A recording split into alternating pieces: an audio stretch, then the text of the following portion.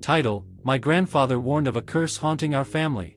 Once upon a time, in a small village nestled amidst the misty mountains, there existed a curse that haunted my family for generations. The tale begins with my grandfather, a wise old man who always seemed to bear the weight of that curse upon his shoulders.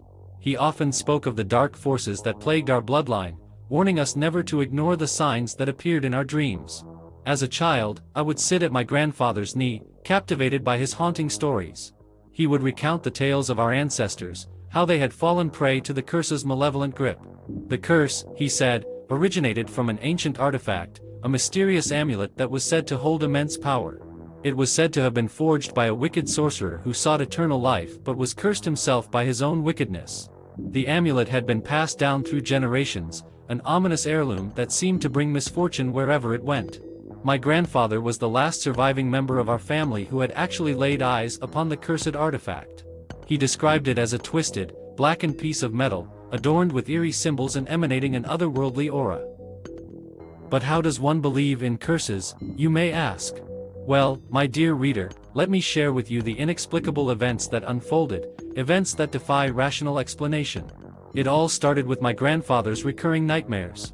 Each night, he would be tormented by visions of ancient rituals, specters lurking in the shadows, and eerie whispers that seemed to seep into his very soul. These nightmares, my grandfather claimed, were the curse's way of trying to communicate, to warn our family of impending doom. He would wake up in a cold sweat, trembling, unable to shake off the feeling that something was desperately trying to reach out to him from beyond the veil of dreams. As my grandfather grew older, the nightmares became more frequent and vivid. He began to see apparitions during his waking hours, fleeting glimpses of figures that vanished before his eyes. He would often hear his name being whispered, a haunting echo that seemed to follow him wherever he went. One night, as my grandfather slept, a particularly vivid nightmare gripped him. He found himself standing in a desolate graveyard, shrouded in an eerie fog. The ground quivered beneath his feet as skeletal hands clawed their way out of the earth. The air was heavy with the stench of decay, and the moon cast an otherworldly glow upon the scene. Suddenly, my grandfather's eyes were drawn to a figure standing at the center of the graveyard. It was a man, tall and imposing, with a pallid face and eyes that smoldered like dying embers. The man extended a skeletal hand, holding the cursed amulet, and spoke in a voice that chilled my grandfather to the core.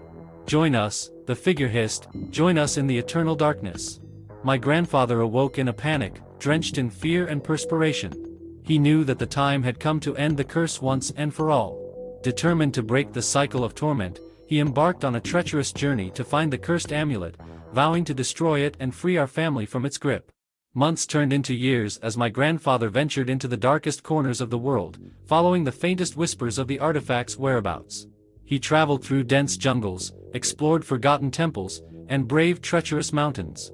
He encountered countless dangers, narrowly escaping with his life on more than one occasion.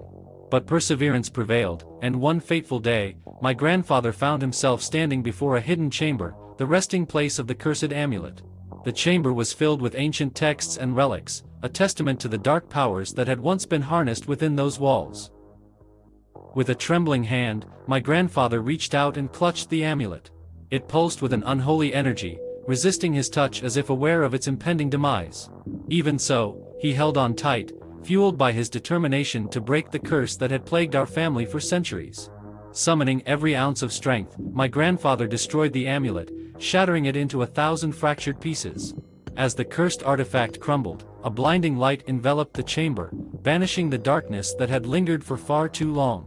A sigh of relief escaped his lips as he knew that he had finally broken the curse that had haunted our family for generations.